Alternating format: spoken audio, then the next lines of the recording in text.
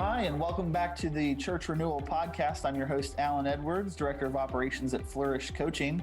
The Church Renewal podcast is a ministry of Flourish Coaching where we set ministry leaders free with the gospel to be effective wherever God has called them. When pastors and churches get stuck, Flourish coaches come alongside them to renew their hope in the gospel and help them gain some strategic clarity. Today, we're dropping an episode into your feed in our Renewal Voices series. Renewal Voices is where we connect with thought leaders across denominations and traditions who are trying to affect change and renewal in their context. We want to get their ideas out to you, our audience, so that you might find them profitable or beneficial to your ministry. Today, we're talking with Chris Vogel, Director of NextGen Pastors. You can find NextGen Pastors online at ngpastors.com. NextGen forms pastoral cohorts to strengthen and renew pastoral leadership in some of the gifts and skills that are needed to navigate leadership in congregations. Chris is a former church planter outside of Milwaukee, Wisconsin. He also serves the Presbyterian Church in America as a director for church planting apprenticeships. So we're happy to have him on the show today. And so in a minute here, we'll ask Chris to tell us a little bit more about pastoral cohorts and the next generation of pastoral education. But before we do that, we want to remind you, our audience, that there's a reason we talk about the renewal of local churches. It's because Jesus is still gathering a people to himself and using the church to do it. So if you're interested in the renewal of pastoral leadership and the renewal of local congregations, come join us and dig into the ways that Jesus is renewing his church.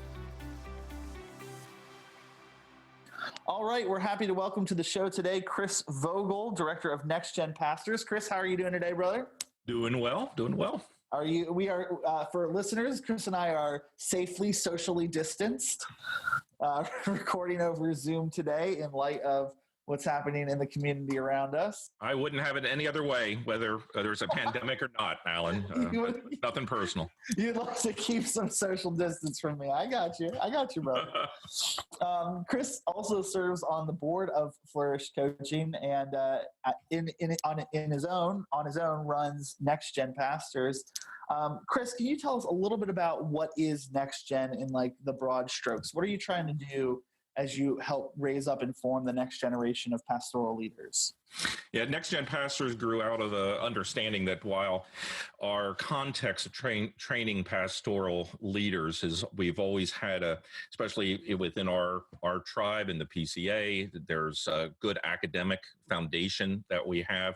There are very often good opportunities for on-the-job training, internships, apprenticeships, where they can learn what it is under the supervision of a seasoned pastor. But we have not had a good track record of what we'd say is character formation, soft skill development. And so NextGen comes along with kind of a third leg of a stool to give some balance of having a mentored cohort as a model to provide the opportunity for not only those who are in preparation for ministry, but also those who are beginning in the early phases of ministry, as well as those who are seeking renewal in the ministry. Okay. So we saw some studies come out a couple of years ago on pastoral health and the need for personal renewal among pastors, particularly John Guthrie and I think Tracy Chapman, is that right? Were the co-authors of Resilient Ministry. Bob Burns. And Bob Burns, thank you, yeah. And they talked a lot about pastors burning out, not from lack of academic education, but from lack of some of these soft skills that a lot of guys who are leading in churches have never really been formed in. As you look at the next generation of pastoral leadership, what are the particular soft skills? What do you mean by soft skills? Mm-hmm. And what are some of the particular skills that you are seeing renewed and formed in men that are helping them sustain? Yeah, the soft skills we refer to, and this is part of the same thing as really the character formation, comes out of a grant from Lilly Foundation. They did a report maybe 20 years ago called Sustaining Pastoral Excellence.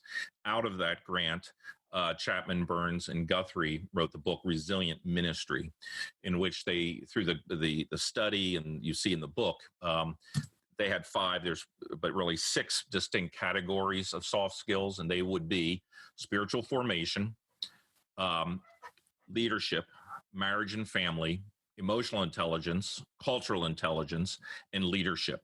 skills. So those 6 areas are where we see pastoral burnout, bumps in the road, failure, the whole range of issues that we face. That's where the damage can be done to the pastor's own heart and life, his family, in the church. Okay. And as you look at the guys that you're currently working with, what are 1 or 2 examples of these soft skills, within these 6 categories that you find have been particularly helpful in pastors becoming more healthy leaders in their context? Well, I think, on any one of them. So for spiritual formation, as we kind of talk about what is involved, that it is not just what happens each and every Lord's Day's morning, as important as that is, but how are they tending to their own heart? How's the gospel instructing them? When we talk about soul care, they're one of the modules that we've developed in the process of developing some 60 one-day events that's part of this program, would be on the reading life of the pastor. What are we reading? Because not just in the context of good theology, but how are we feeding our hearts, our souls with good fiction and good historical works to give us a broader perspective? Get to emotional intelligence, it's going to be the same thing. How do you recognize and manage your own emotions? How do you see and respond to the emotional responses of others?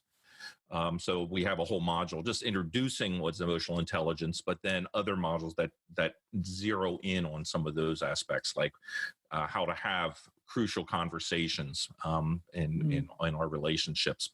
That based just off the book of the same name. Cultural intelligence, the same thing.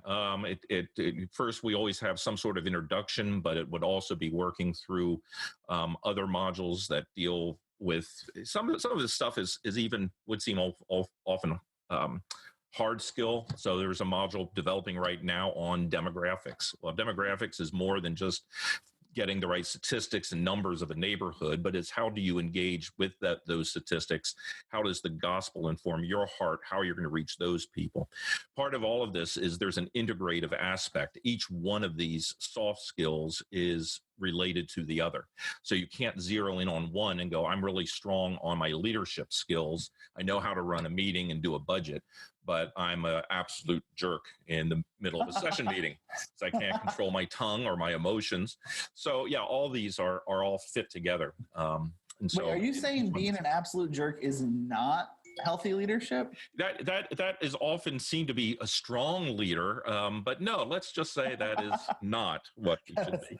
Gotcha. Okay. It's part of the Myers-Briggs, a spectrum. I'm a JERK. That's good, brother. So if I'm a pastor listening today, or if I'm a congregant, a portion of our audience are folks who are leading Bible studies, participating in the ministries of their church. And I'm hearing what you're saying. How do I know as a pastor or as someone who loves a pastor that my pastor needs some personal renewal in these kind of skills? How do I kind of make that bridge to understand, this is the thing that my guy needs? I think the foundation of what I'm doing, and when we're talking about just not learning these skills, but learning in a context of being mentored, facilitated in a cohort context, the foundational principle is that pastoral health is always lived in community. Mm-hmm. And so the question I would want to always have for my pastor is, tell me about your community.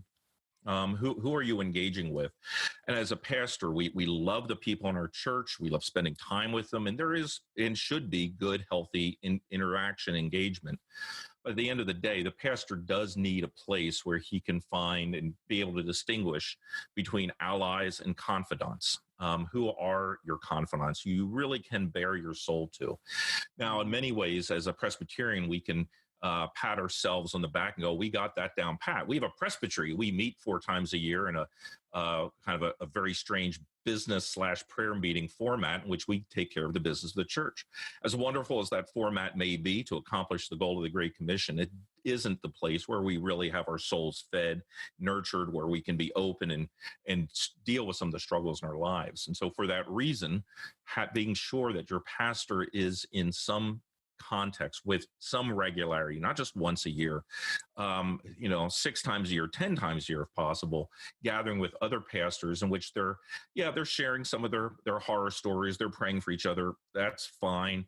But also working through some of these critical elements, because we never should stop growing and knowing our need for ongoing renewal. Yeah.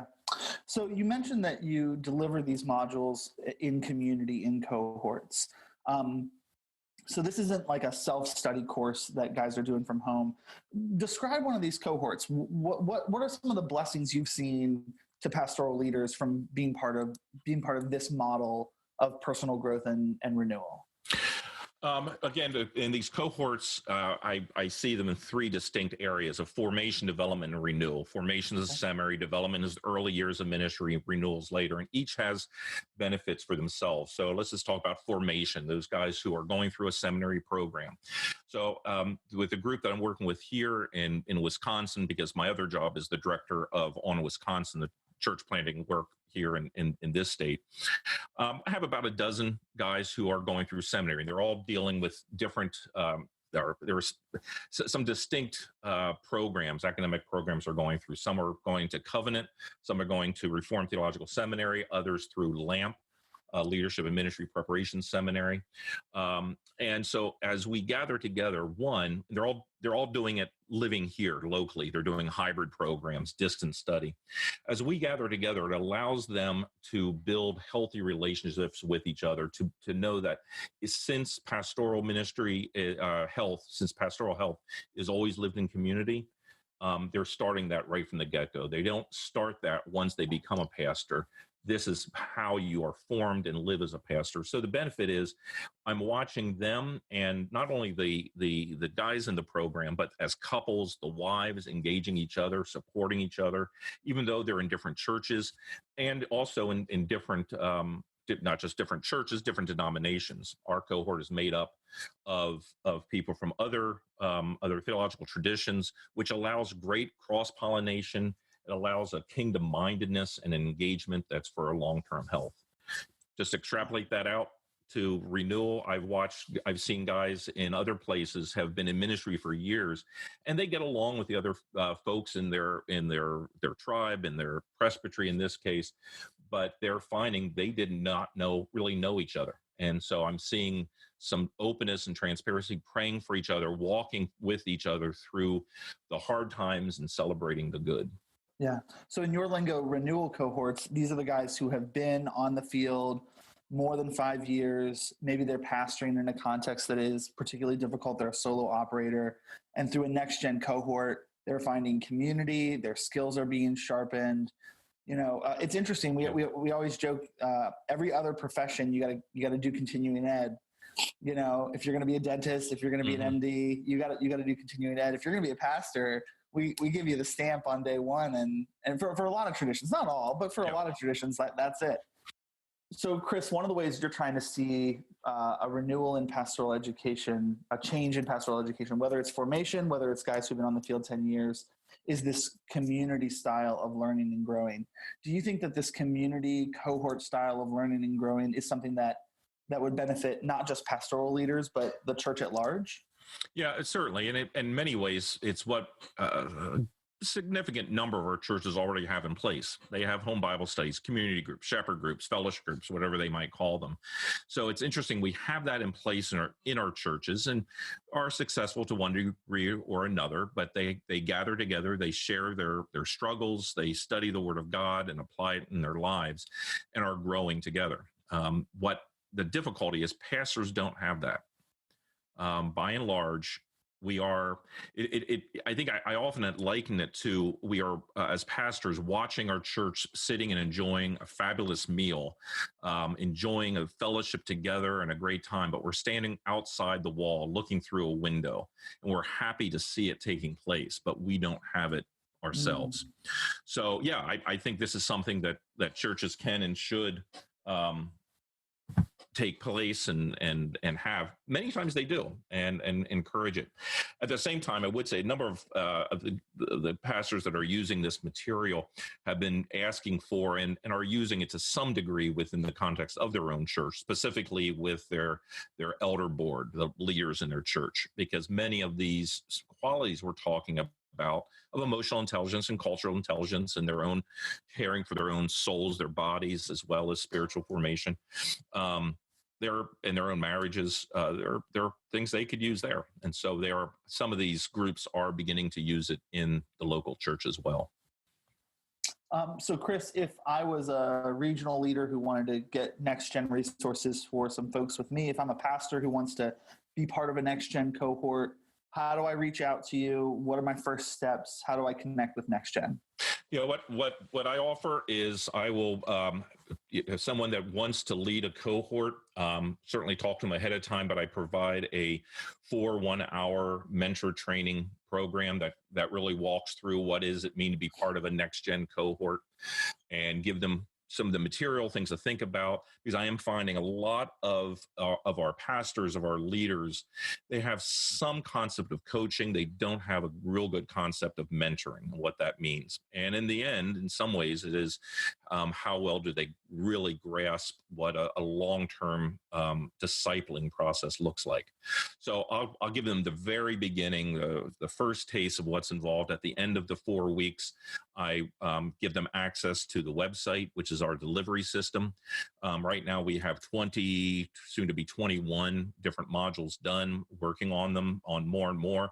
A lot of those are done in a collaborative context. So I have other people writing, because no one of us is smart enough or deep enough to speak to all these areas in this way. Then they have access to that. And as they are able to help identify in their area who are those people who want to be part of a mentored cohort, they then lead them through, and I give ongoing encouragement, follow up with them in that whole process. Great. And people can, if they want to find you directly, they're going to go where? They're going to go to ngpastors.com, right? They can go to ngpastors.com, email me, Chris Vogel, V as in Victor, OGEL, at ngpastors.com. Shoot me an email, and would be glad to talk to you more. Excellent. Thank you, Chris. Thanks so much for joining the Church Renewal podcast today, brother. It is good to be socially distant with you. And also with you, I guess, is our new passing of the peace. And also with you. All right. Well, thank you for tuning into the Church Renewal podcast today. The Church Renewal podcast is a ministry of Flourish Coaching. We are excited about the ways that Jesus is renewing his church. And today it's been great to hear about how he is renewing pastoral education, pastoral health through a group like NextGen Pastors.